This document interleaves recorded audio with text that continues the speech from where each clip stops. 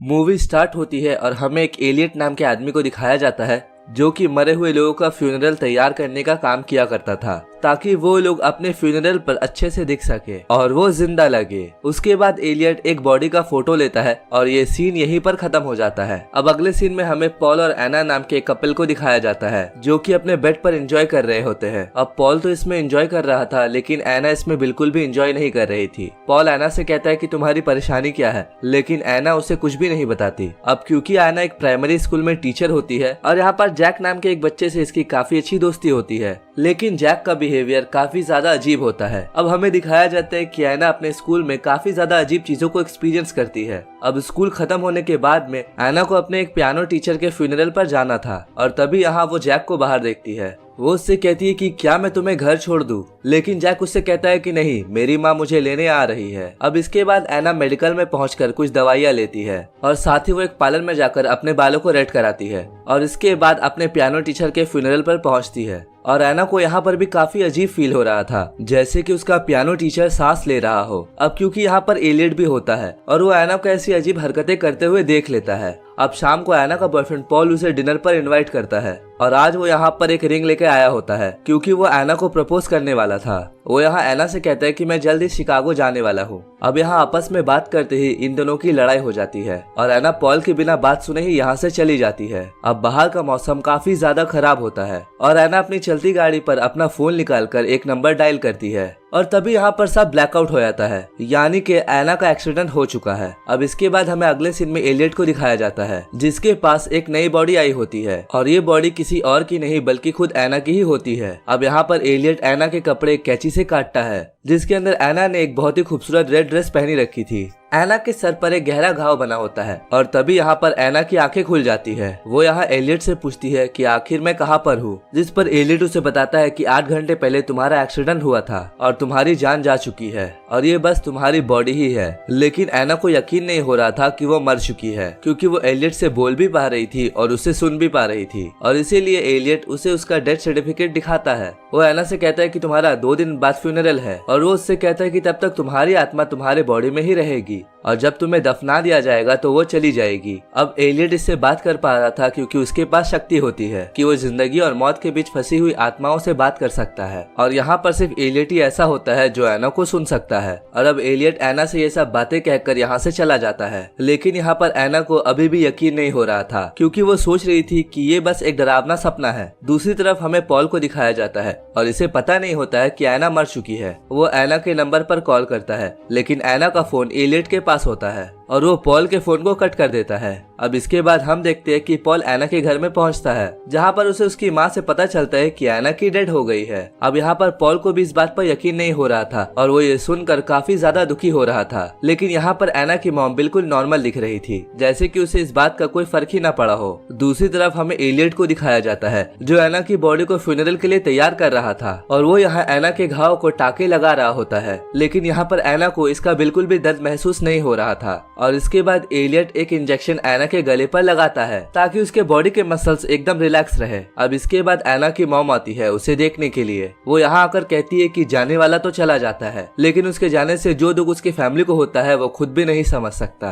और साथ ही वो यहाँ से जाते हुए ये भी कहकर जाती है कि एना के बाल फिर से ब्लैक कर दिए जाए क्योंकि एना इन लाल बालों में बहुत ही ज्यादा खराब लग रही है। अब इसके बाद हमें पॉल को दिखाया जाता है जो एलियट के पास पहुँचता है ताकि वो एना की बॉडी को देख सके, लेकिन यहाँ पर एलियट उसे उससे नहीं मिलने देता क्योंकि सिर्फ फैमिली मेंबर्स ही बॉडी से मिल सकते थे और अभी पॉल की एंगेजमेंट भी एना के साथ नहीं हुई थी। अब पॉल की आवाज सुनकर एना अपनी जगह से उठ जाती है और वो उसे आवाज लगाने लगती है, लेकिन उसकी आवाज पॉल तक नहीं पहुंचती। अब इसके बाद जब पॉल चला जाता है तब एना एलियट से पूछती है कि तुमने मुझे पॉल से क्यों नहीं मिलने दिया। वो यहाँ एना से कहता है कि तुम्हारी आत्मा जल्दी तुम्हारा शरीर छोड़ देगी, लेकिन अगर तुम अपने चाहने वालों से अटैच रहोगी तो तुम्हारी आत्मा यहीं पर फंस कर रह जाएगी। एना को यहाँ पर लगता है कि एलियट बकवास कर रहा है और मैं अभी भी जिंदा हूँ, शायद उसने मुझे कोई ड्रग दिया है जिससे वो कुछ भी महसूस नहीं कर पा रही है। दूसरी तरफ पॉल अपने फ्रेंड से मिलने के लिए पुलिस स्टेशन जाता है और उसका फ्रेंड एक पुलिस ऑफिसर होता है और वो यहाँ पर उससे एना से मिलने की परमिशन मांगता है, लेकिन उसे एना से मिलने की परमिशन नहीं दी जाती। दूसरी तरफ फ्यूनरल होम में एना अकेली होती है और वो यहाँ पर एक कैंची उठाती है और आगे बढ़ती है। तभी वो यहाँ पर एक दूसरी लाश को देखती है और काफी ज्यादा घबरा जाती है। अब वो यहाँ पर एलियट के आने का वेट करती है ताकि वो उस पर अटैक करके यहाँ से भाग जाए, लेकिन वो यहाँ पर एना के हमले से बच जाता है और वो उसे फिर से बताने की कोशिश करता है कि वो मर चुकी है। लेकिन एना ये बात मानने को तैयार ही नहीं होती है क्योंकि उसकी अभी भी सांसें चल रही होती है। अब यहाँ पर रात में एना एक सपना देखती है जिसमें वह उसी डेड बॉडी को देख पा रही थी जो कि उसके बराबर में थी, लेकिन अब क्योंकि एना तो मर चुकी है वो सपना कैसे देख सकती है। और इसके बाद वो उठती है और सभी सामानों को इधर उधर फेंकने लगती है। अब इसके बाद ये सीन यहीं पर खत्म हो जाता है और हमें पॉल को दिखाया जाता है जिसे काफी अजीब सपना आता है जिसमें एना अपनी बॉडी से अपना दिल निकाले हुई थी और ये देखकर पॉल काफी ज्यादा डर जाता है। अब दूसरी तरफ हमें एलियट को दिखाया जाता है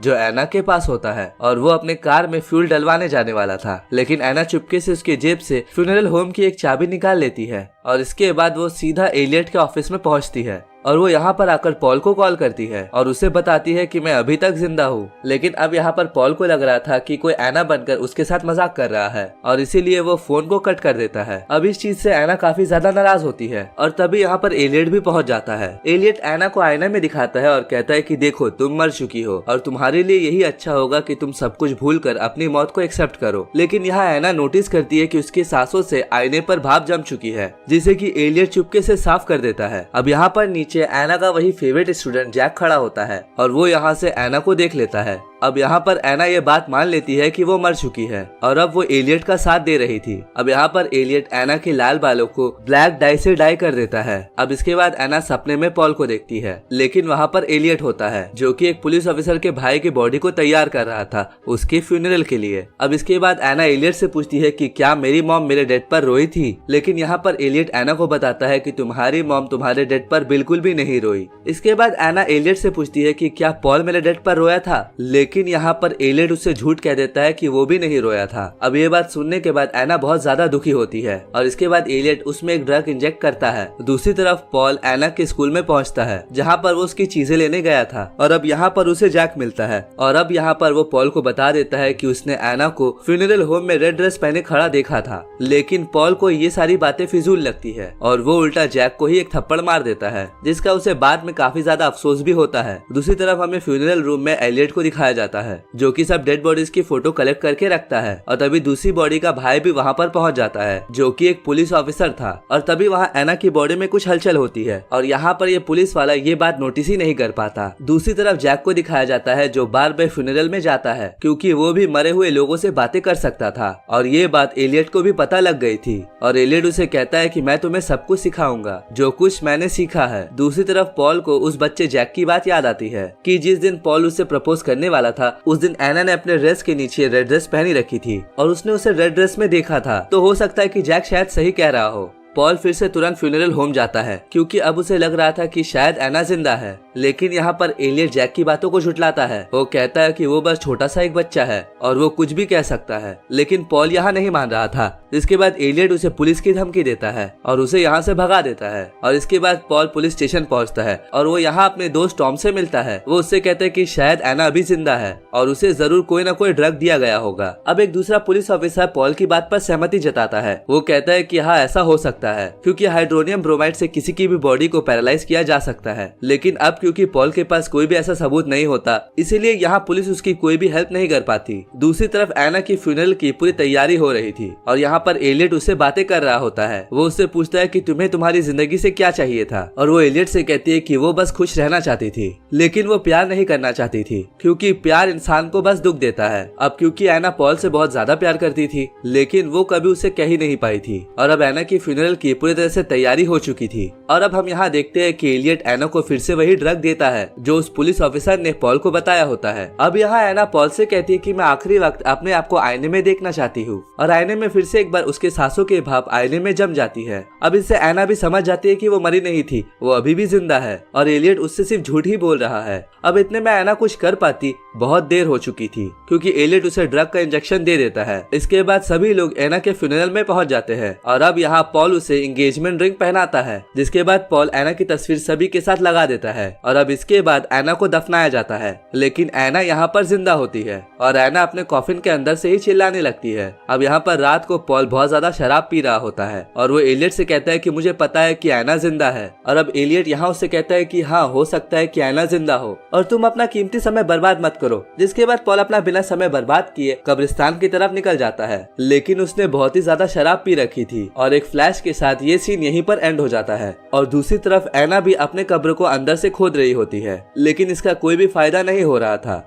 अब यहाँ पॉल देखता है कि वो कब्रिस्तान पहुंच चुका है और एना को उसके कब्र से बाहर निकाल रहा है, लेकिन अब असल में पॉल भी एलियट के सामने उसके टेबल में होता है। अब यहाँ एलियट पॉल को भी बताता है कि वो एक्सीडेंट में मर चुका है, लेकिन अब यहाँ पर एना की तरह पॉल को भी यकीन नहीं हो रहा था कि वो मर चुका है। और अब यहाँ पर एलियट पॉल के सीने में एक बड़ा सा रॉड घुसाकर ये आवाज भी बंद कर देता है। और अब इसी के साथ ये मूवी यहीं पर एंड हो जाती है, क्योंकि एक साइकोलॉजिकल मूवी होती है जहाँ पर एक एलियट नाम का आदमी ये दावा करता है कि वो आत्माओं से बात कर सकता है। और एक दिन एना भी एक्सीडेंट के बाद उसके पास आती है, जिसे अपने आप पर विश्वास नहीं होता कि वो मर चुकी है और एलियट उसे हमेशा ये बताने की कोशिश करता है कि वो मर चुकी है और उसकी बॉडी में सिर्फ उसकी आत्मा ही बची हुई है, जो कि उसे दफनाने के बाद में वो भी चली जाएगी। लेकिन एना सच में जिंदा ही होती है और एलियट उसे बेवकूफ ही बनाता है। अब एक तरफ से देखा जाए तो एलियट एक साइको किलर था, जो कि लोगों को इस तरह से मार दिया करता था और वो ऐसा सिर्फ अपने मजे के लिए ही कर रहा था। और उसके इस काम से वो जैक नाम का बच्चा भी काफी ज्यादा इन्फ्लुएंस होता है, क्योंकि वो लास्ट सीन में उसी के साथ खड़ा होता है। दोस्तों, आज के लिए बस इतना ही, मिलते हैं नेक्स्ट वीडियो में।